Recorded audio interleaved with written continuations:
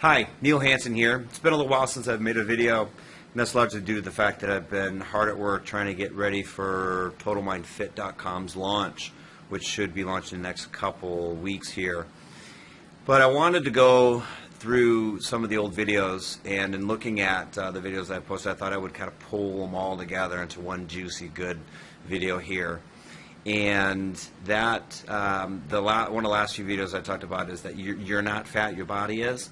Well, that was built off this idea that there are logical levels of learning as well as change. And one of the most important parts of that is understanding the different levels. And the first level, this was actually presented to me in form of A, B, C, D, and E. A is who we are. Who am I? That's your identity. And next is which is B, your beliefs and your values. C are your capabilities. D is what you do, or better, your behavior, but what you do fits better for the ABCD. And E is your environment. So many people come into me and they say, I am fat, I am overweight, or I am unhealthy, I am a smoker, I am this or that. And when you do that, you're attaching something that's really a behavior or capability or even an environment at the level of your identity. And understand that everywhere that you go, you bring yourself with you. So as you present yourself to the world, you're always presenting every part of your identity as a male or female, as your age, as your ethnicity, as your family, as even sometimes what you do for a living can be part of your identity. Very hard to change those things. Those things are part of who you present to the world. And if it's part of you that you don't like, that you're ashamed of, that you don't like, it's presented and it comes out through paralinguistics, through unconscious things in your non-verbal communication aspects. And so every time you interact with somebody, you're presenting a part of you that you're incongruent with. That doesn't have to be a part of who you are. So you're constantly reinforcing part of your identity that doesn't need to be reinforced. And every time you experience an interaction with somebody where you have some insecurity, you're presenting that. And by the time somebody ends up here, I guarantee it's a big part of who they are. If you're watching this video, it's an important part. The way that you look and feel and the way that you present yourself to the world is important. But we make it so much about who we are, not just something that we own or have.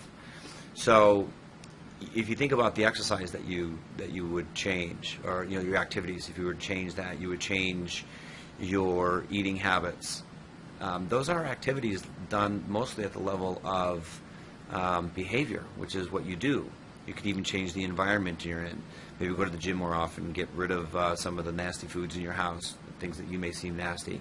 You might even look at your capabilities, like your ability to do something. You might learn a new skill or something. But ultimately, you're trying to change something at a lower level that is wired in at a high level of identity. And that makes it really, really, really hard. Now, if you listen to most people who identify themselves with having a weight problem, they will identify at the level of who they are, but they're trying to take action at a lower level. That's why 90 to 95% of people who do take action to lose weight or change their body fail to take it off and keep it off long term. So one way to take that away from your identity is to, rather than saying I am fat, look at it as something I have fat. And you can even look at it as what your body is capable of. Maybe bring it down even further and say, well, maybe this is just what my body does, the behavior of my cells. Maybe they're running a little bit slow. Why would that be? Stress, for one, is a huge way of changing the way that your body works, but it also changes your environment. The environment that your body is in is huge, and that's largely has to do with how you think and feel. And remember, if you think and feel bad about who you are and the way that you look, and that's part of your identity, that comes with you wherever you go. So you always have this underlying negative emotional basis that's there, that's always stimulating these neurochemicals in your body that potentially are causing your body to think it needs to be fat. So if there was any time to look and blame something else, blame the environment. But then you can look back and say, okay, what are my beliefs and thoughts about who I am and who I'm being in this world and how I think? And let me start to change that. Then you can start to look at your capabilities relative to exercise and challenge those. And there are plenty of things that you can do at the level of environment just to start off. If you change those, then maybe you can start to work your way up. But ultimately, at the end, if you can start to look to see how you think about who you are, and you can start to attach, I'm a survivor. I'm a person who finds solutions to problems. I've been successful in other areas of my life. I am healthy. I'm alive. It means I must have some vitality. So if you start to look for evidence of things that you'd rather have, things that would match a healthy person that you already possess, put those into your identity and let those shine through. If you're going to tie something to your identity, make it something good.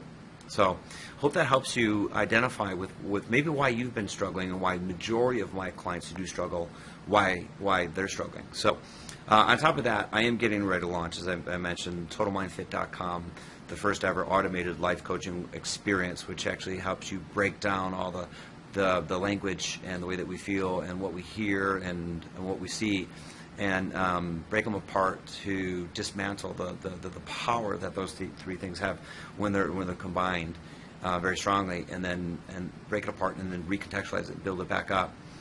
And then it creates an automated, or it's done through this automated process that ends with creating an action plan that you would be inspired to follow. On the other side of this website is a bunch of coaching material, things for those who want to learn. If you just want to learn some basic things that you can help, if you work with people, how to listen a little bit better, how to ask better questions, even have some tools that you can give out, some homework to give out to your clients that could potentially use in conjunction with this website.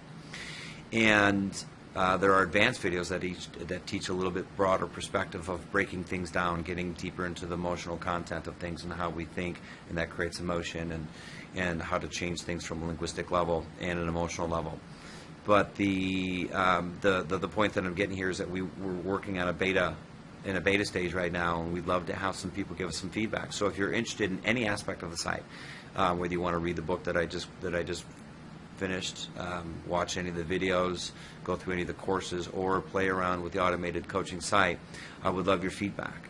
So send me an email or a post below, and I'd be happy to give you free access to anything on the site, as long as you're willing to play along and give me feedback based on your experience. So thank you for watching, and I hope you get the body that you want and deserve.